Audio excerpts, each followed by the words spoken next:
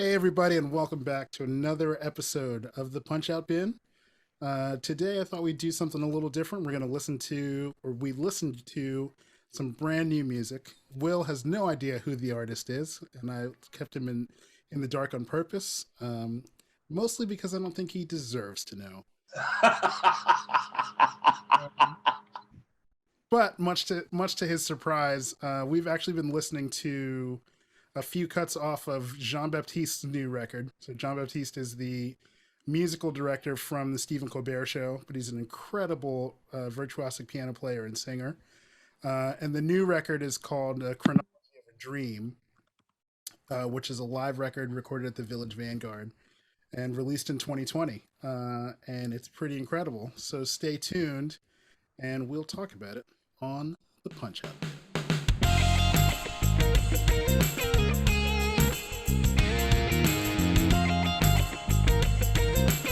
So, Will, what'd you think, man? It's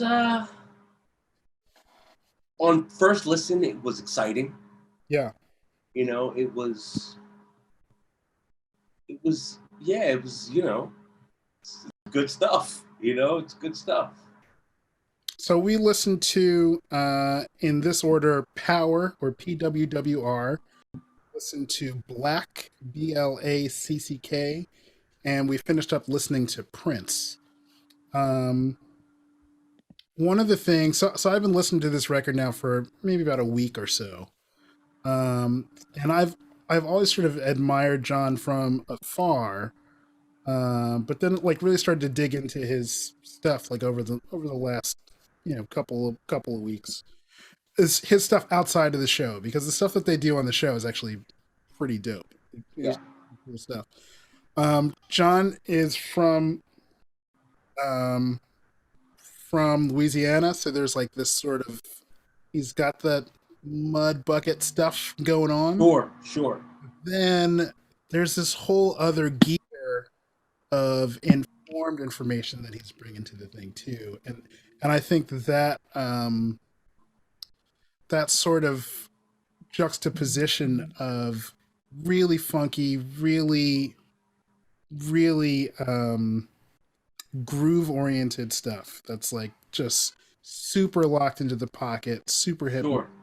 But then it also has this other element of melodicism, and in a way he's got like a sort of cinematic way, like almost like a scoring, like a music score Yes, yes. would be appropriate here. And I think that it's super cool on this work, the way that he blends those styles amidst like improvisation and funky grooves. And then there's also something to the fact that it's a live record, and you hear the people in the audience Right. Responding and that energy to it too. sure.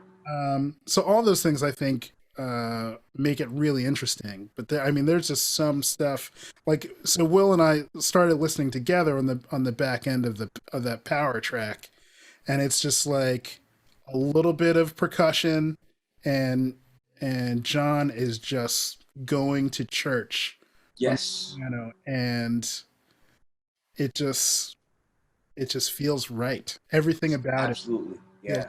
like, not only musically, but there's like sort of like a visceral thing that it stirs up in there, Sure.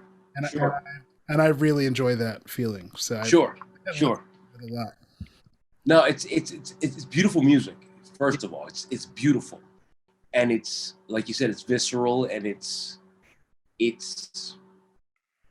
the way he sings and plays and deals with the melody in his right hand with his voice, and like it's like they live together. It's oh yeah, it's haunting. It's Yeah, haunting. yeah. Yeah. Something different. I mean, we typically tend to talk about classic records on this Sure. show a lot, and in my sort of hunt for new things and stuff to talk about when we get together, I was like, I wonder what you would think about this, especially given that you fall in a lot of the same places, right? Yes. You've got that piano player thing, you've got that soul singer thing, Sure. got that cinematic, like drama for the sake of drama thing, Right. both, No other reason. Right. both on the bandstand and off. You gotta let the chips fall where they fall, man. That's just sort of that's how it happens. Yeah. But it's also, everybody comes from a different space. So Yeah. always curious to see how people sort of react to something brand new. Sure. So Sure. No, and it's interesting because I'd listened to it for the first time when I got on the call with you, and it was like it moved me instantly. It moved me instantly without knowing anything about the artist, without you know what I mean? yeah, And I'm one who tends to understand and buy into the context of the music first. You know what I mean? what do you mean by that? Well, I mean there's just a level of where are you coming from Hmm. with you know what I mean, with your understanding and your approach to music. You know what I mean? And I don't have who has a right to say that to anyone. You know what I mean? But I do. You know what I mean? I do say that. Sure. And it's and in that space, it was moving. It was very moving. You know what I mean? Yeah. And it really sounded like on first listen, it sounded really special. I'd love to hear more, Yeah. like a lot more. Yeah. You know what I mean? Because like it's out of the George Benson tradition. It's out of that. I'm a piano player who sings, and we live together, Hmm. and that's a thing. You know It's what I mean? definitely a thing. Yeah. So Hmm. again, upon first listen, it was So, it was beautiful. um, I figured, we talk about this a little bit, but it also sort of made me think about what a theme for this show might be. Okay. Um, and what I sort of came up with is somebody that's a little underrated. Sure.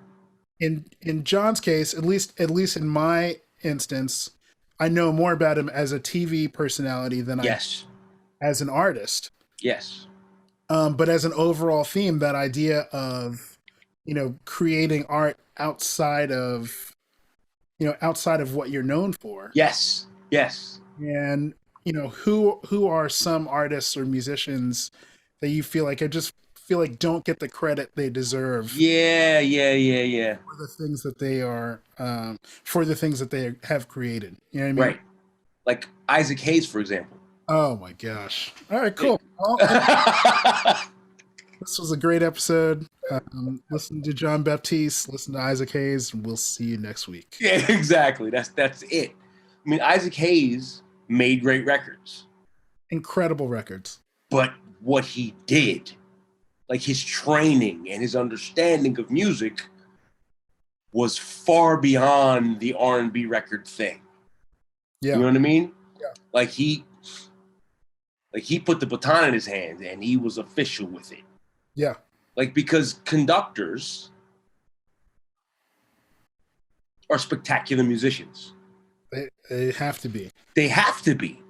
And Isaac Hayes was that in droves. I'm gonna stop you and go back a second. You made that statement. Conductors are fantastic musicians, and I agreed with you because Yes. I know that that's true. Yes. But tell our viewers, if you would, why they are fantastic musicians or why they have to be.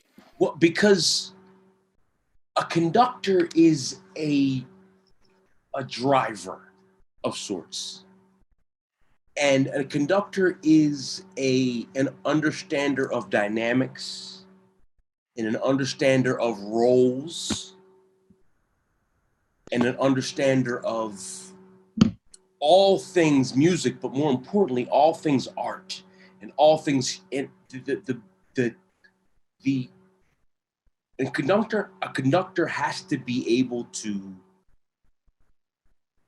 express himself musically with his self, not just his instrument. That is one of the really interesting things about a conductor, right? They're the only person on stage who doesn't make a sound. Exactly. Yeah. And they have to know how to make a sound on every instrument in the building. Yeah. You know what I mean? And that doesn't mean they have to play everything, but they have to understand what everything does. Right. So his body gestures suggest, you know, the flute thing and the string thing and the brass thing. Yeah. And he has to be able to gesture in a way that, oh yeah, that's what he means. Mm-hmm. And make beauty that way. Yeah. I in jazz school you have to do some classical classes. Sure. Which meant 2 semesters of conducting. Wow. And I'll have you know that I was quite the baton waver. I had all the gestures down. You never want to mirror, except for, if you do marching band. Right. But you want to gesture and you want to invite people to play their parts. Absolutely. That was like the first day of the class or something. Sure. You're not pointing at people, you're inviting them to play. Yes. Right? Yes. And I think that that's so true. Like you think about like these sort of big orchestral works and stuff like that. And as a low brass player as I was in school, you could go 40 bars and be reading the newspaper back there. Exactly. But on bar 41, come in. And of 3, you better have that 8th note ready. Be clean. Clean. And as a conductor, like you sort of know when those moments are happening. Sure. And you're leading your people in that space. And then, sure. And then even beyond that, you have to have like the 30,000 foot view. Yes. Of what this thing needs to be. It needs to feel like, yeah. Finished work. Sure.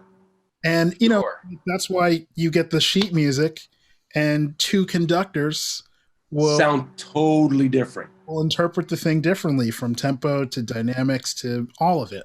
Exactly. So yeah, this is a great tangent, but this is why conductors have to be fantastic musicians. Absolutely. And fantastic artists more than anything. Yeah. Like the real conductors are those dudes. They're just silence outside my room.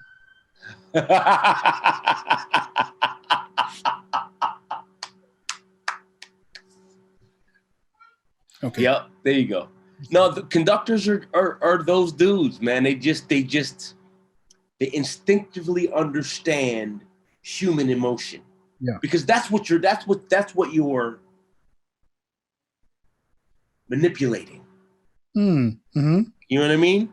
You're manipulating human emotion. And I'm gonna be honest, man. I mean, classical music is beautiful, but it has nothing on soul music. So there's a go on. This sounds like a comment driver. Go on. You're right. No, I mean, classical music up to the classical period, and maybe a little bit beyond, is triads and melodies. You know what I mean? Sure.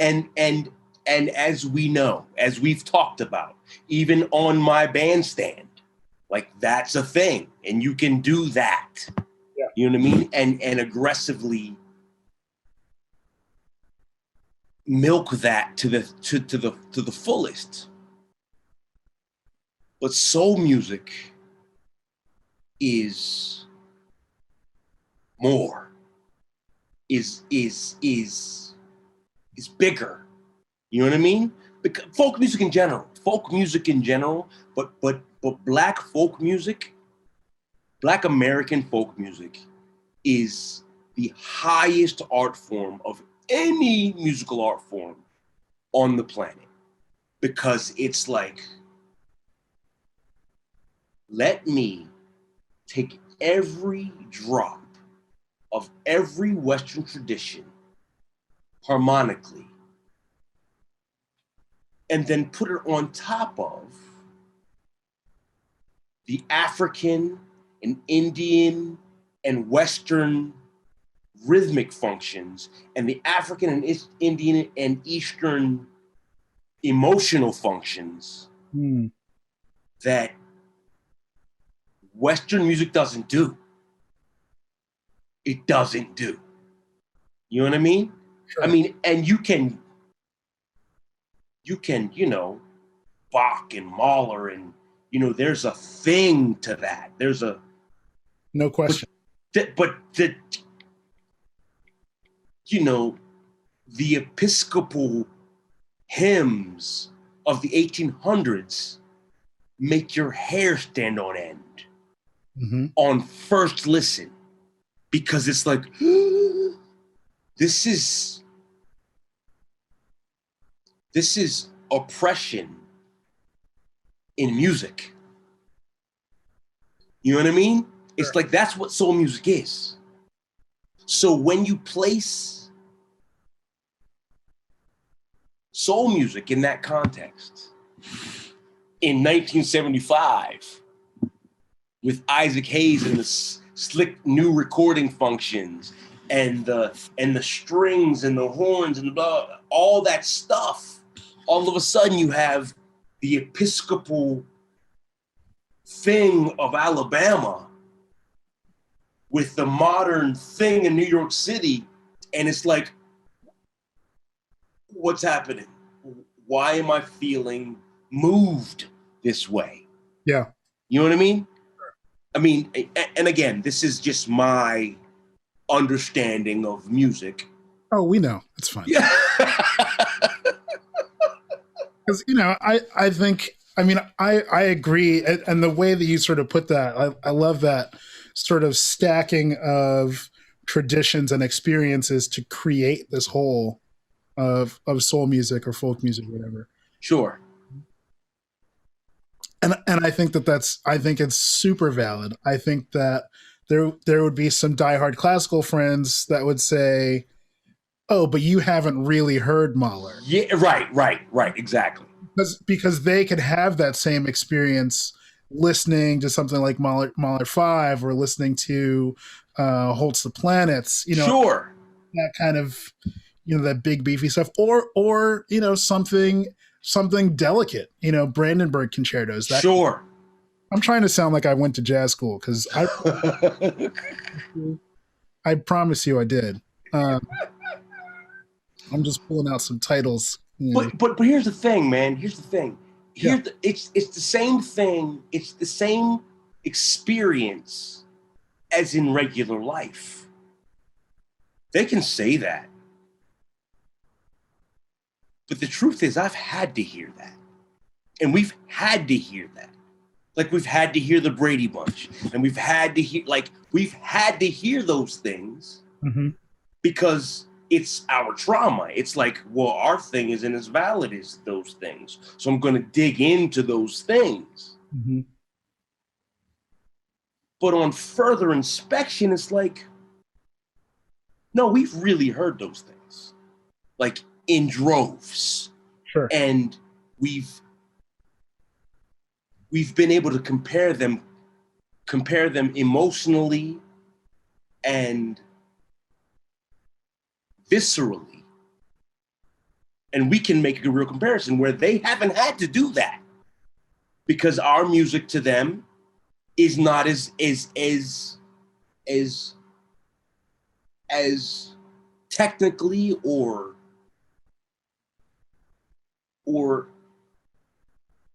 functionally musical. You know what I mean? Sure, I do know what you mean. And then if that were the case, then I would push back and say, yeah, but John Coltrane. End of discussion. But I think John Coltrane makes my point. That's exactly. I'm making your point too. Okay. because one of the things that I think about, like, as like playing classical on the highest level, there's no questioning the virtuosic talent necessary, right, to interpret those notes on the page. Stay with me. Fix your. But there is something like that same level of virtuoso. I'm going to stick with that word. Okay. Exists with our greatest like jazz heroes, our greatest instrumental heroes, right? Absolutely. And then even beyond what they do incredibly on the page, they tell these stories when you get to the improvisation, Yes. right? And Yes. that is something where, as a professional musician, I've seen millions of people struggle with it. Sure. It's like, so there's like these two different tracks Sure. of what virtuosity means, right? Right. Right. And then it's like, in my opinion, again, right? We're just two dudes who recorded a Zoom in our bedrooms. Right. Right. There's a different level when you then have to take that musical structure and tell your own story in the heat of the moment. Yes. On top of that, Yes. with some crazy rhythm section behind you, Yes. dropping bombs every 8 bars. Every 8 bars. Right. And no, and shut up. And the telling of the story is what we're here for. Oh yeah. Oh, totally. Yeah, we heard your little Tin Pan Alley melody. Right. Like, I want to know what's happening with your girlfriend. yeah, exactly. Exactly. Yeah. Exactly. I mean, Coltrane is a perfect example because at the end of his life, he sounded like, I don't play the saxophone. I don't do that. Oh yeah. I mean, it just becomes like there's that like famous story of, he was like playing and playing and playing and playing, and then just got to the point where he had to put the saxophone down and like start beating his chest because it was like the saxophone was getting in the way of his expression. Exactly. Like, that's heavy, man. It's heavy, but it's human. Oh yeah, that's what I'm saying. Yeah, man. It's like, please don't forget, you can get all this understanding, but at the end of the day, this is limiting. Yeah. This is not enough. Right. You know what I mean? And when we get to a place where we can go, this instrument isn't doing it, this voice isn't doing it, we become human. Yeah. We become shamans. We become. It's just like, it's like this full circle moment, right? Yeah. Because it's like you sort of start out at the human place, like, oh, this could be fun, this could be cool, Right. And then as you sort of go on this journey to understand the music, understand the instrument, like try to jam with your buddies or whatever, it's like right. You get to a certain point where it becomes mechanical, and then if you go deep enough down that rabbit hole, there's like professional life, and like this is now a job where I got to like feed my family with it. Right. And right. Then it's like, if you transcend all of that, where the mountain becomes on a mountain. Right. Yeah. No, it's real. Like I think about my children. My children play instruments just because they're there. Sure. You know what I mean? Because in my house there are hundreds of instruments, and they go, let's try this. And it sounds awful. Yeah. But more often than not, it's like, where did you come up with that? How did you? And they're just like, this is what I was thinking and what I was feeling, because I understand that this makes music. You know what I mean? And we get to that place through our study and shedding and blah, blah, blah, that we're like, yeah, I'm just going to bang on it. I'm just going to bang on it because that's the only thing left. Yeah. It's the only thing left. Yeah. And then it's like, as you go down that path, It's like you get back to the, oh, I'm going to bang on it. Exactly. Right. Exactly. Right. Exactly. And that's and what people don't understand is that all the shedding that we do is to get back to banging on it. That's the whole point. That's totally it. That's it. You know, it's like you do all this practicing and all this studying and all that kind of stuff, and then it's like when you really get down to it, when the time comes and the rubber meets the road, you're playing this thing and you're in this musical moment, you can't think about that stuff. That's it. No. You just have to let the stuff come out of you that you have at your disposal. Exactly. And it's so funny because you know Ozzy. Yeah. Ozzy is the most artistic. Talking about Ozzy Jones, a great director. Please continue. Spectacular director. But what people don't understand is that Ozzy is an artist of the highest degree. Like yes, he's very good at directing theater. Like arguably one of the best in the country and could be one of the best in the world. I stand by that. But he's a guitar player. He's a singer. He's a songwriter. A few years back, I produced a record on Ozzy. And, you know, I'm a studied musician and we've blah, blah, blah, blah. And what I came to realize is that you can't put that on him. And you can't expect him to, because he might stomp on the guitar. He might toss it in your face. I believe that. It's absolutely true. I totally believe that. I mean, it's when art comes out of someone, it's not in notes. It's not in phrases and pitches. When art comes out of someone, it could be anything. And it's still art and it's magical. Yeah. You know what I mean? Yeah. And one who is able to recognize the art in everything is a gem, is a planetary gem. You know what I mean? Is someone who can make magic with a breath, with a thought. And that's like, we don't value that in society anymore. You know, I don't know how much we ever did it, you know, thinking about the music industry. You know what I mean? Yeah. But there's a it's a unicorn. It's an elf. You know what I mean? That actually exists. That lives in South Philly. You know what I mean? It's like when art comes out of someone without thought, without intention, with pure, real, just, I don't even know how to say it, but there's a beauty there that's to be held in your hands and be like, this happens once every 1,000 years. And that's the kind of artist Ozzy is. You know what I mean? And you know, it's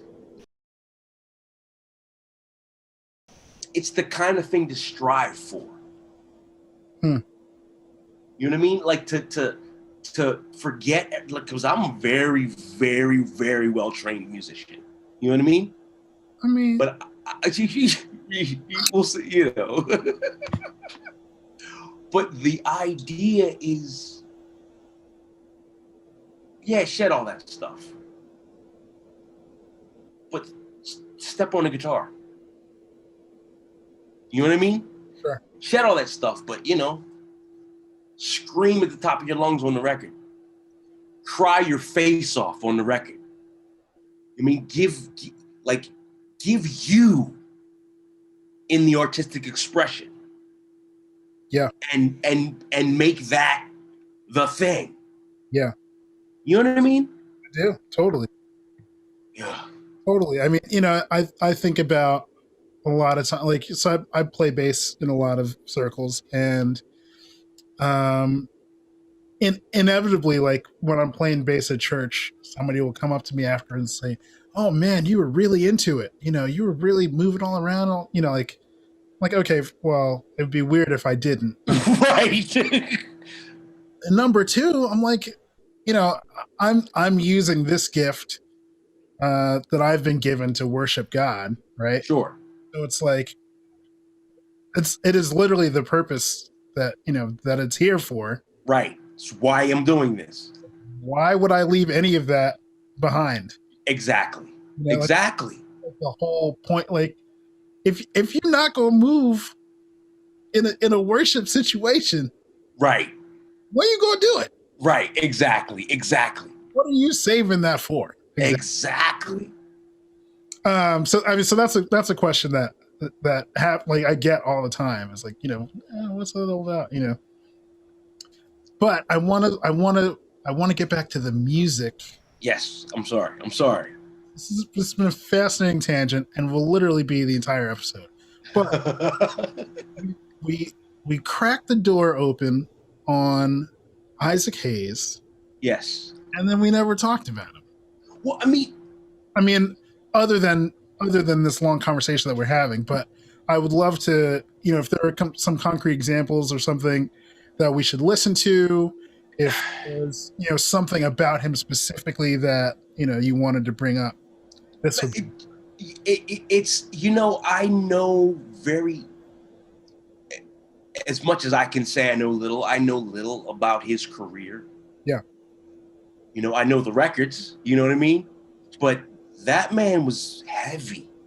You know what I mean? That man was he was a big person. So, like Hot Butter Soul, like, there's a lot of records that is the one. That is, guys, if you don't get anything else from this discussion, know the fact that I know what the Brandenburg concertos are. Please go listen to Hot Buttered Soul. Yeah. One of the most amazing things, and my dad hit me to this, right? So my dad had Hot Buttered Soul on 12-inch. Yes. And he had the CD. Yes. One of the things he hit me to is there's a cover. The last tune on the record is Before I Get to Phoenix. Oh. And there's like maybe 3 stanzas to the thing. And in real life, the song is probably like 3 minutes long. Sure. But he tells a story, like narrates this entire story before he gets to the first stanza. Oof. And that alone is like 12 minutes or something. And literally it's just the organ and the bass and the drummer, like, locked in the same thing. Like, they count off the tune, and Isaac plays a minor chord, and his fingers don't move. Not like reattack the notes. Just for like 12 minutes. And you don't really like, it becomes a sort of hypnotic thing. You're like listening to the story, and it's like maybe like a 5 minor chord or a sus chord or something like that. Sure. And when they get to the first stanza, you don't realize that your shoulders have crept up to here the whole time. Like, there's all this tension building, and then the release of the first chord. Oh. You're like, what just happened? Exactly. Oh, yes. Like, it's like one of those things you never know it's even there. Right. And then that release comes, and you're like, Oh my gosh. Like, what the? And then there's like another 6 minutes of awesome after that. Absolutely. You know what I mean? I mean, it's just like, you ever hear Ron Carter plays bass on Tenor Madness? Mm-hmm. He plays 88 choruses of ding dong ding dong dong dong dong dong dong, and you don't think it's building tension. It's just I'm playing quarter notes. Right. On chorus 89, second to go, and you're like,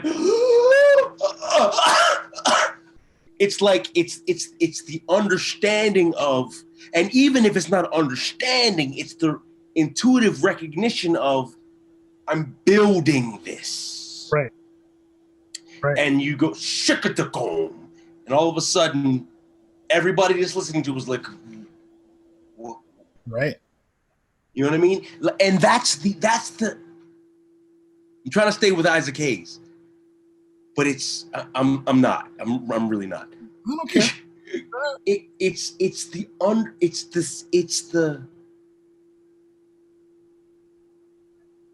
the tension and release that is in our music in droves. It's the, when I wake up in the morning, love them, blah, blah, blah, then I think of you. You know what I mean? It's the juxtaposition of, this could be, but it's not terrible. You know what I mean? It's the thing. It's one element of the beauty of